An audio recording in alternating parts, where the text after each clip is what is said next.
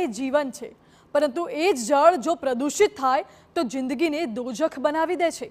વડોદરા મહાનગરપાલિકાના sewage treatment plant દ્વારા જળ પ્રદૂષિત થતું હોવાનો ખુલાસો થયો। ગુજરાત રાજ્ય પ્રદૂષણ નિયંત્રણ બોર્ડ આ મુદ્દે મનપાને નોટિસ પણ ફટકારી છે અને ઝડપથી પ્લાન્ટનું અપગ્રેડેશન કરવા તાકીદ કરી છે।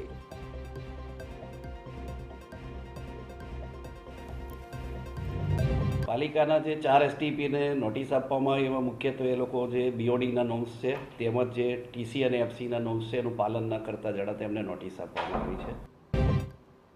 મહત્વનું છે, વડોદરા મનપા દ્વારા સંચાલિત 15 સુએઝ ટ્રીટમેન્ટ પ્લાન્ટમાંથી 5 પ્લાન્ટ પ્રદૂષણ નિયંત્રણ વિભાગના માપદંડોનું ઉલ્લંઘન કરતા હોવાનો ખુલાસો થયો।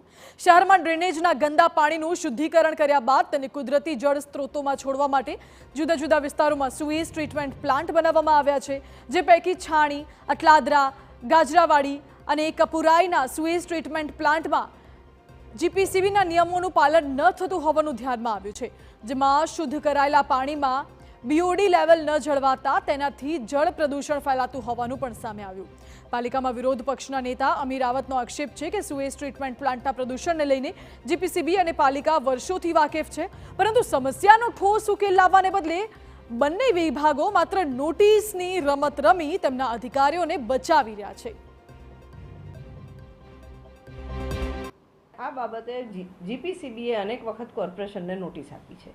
હવે હકીકત એ છે કે 2017માં નવા રૂલ્સ બન્યા, 17માં રૂલ્સ બન્યા હતા અને વિધિન 3 years નવા એસટીપી તમામ સુએજનું ટ્રીટમેન્ટ માટે બની જવા જોઈતા હતા અને જે જૂના એસટીપી છે એનો રિવ્યૂ કરીને એને અપગ્રેડ કરવાની વાત હતી, તે અપગ્રેડેશન બી વિધિન 3 months થઈ જવું જોઈતું હતું।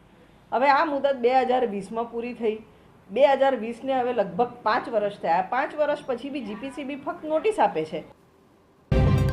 તો જીપીસીબીની નોટિસ મળતા જ મહાનગરપાલિકાનું તંત્ર પણ એક્શનમાં તો આવી ગયું।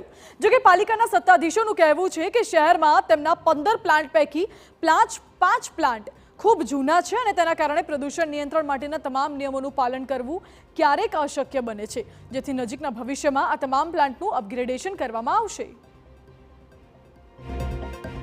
આવનારા સમયમાં છાણીનો જે પ્લાન્ટ 66 એમએલડીનો છે એ નવીન એસટીપી પ્લાન્ટ 130 એમએલડીનો કોર્પોરેશન કરવા જઈ રહી છે।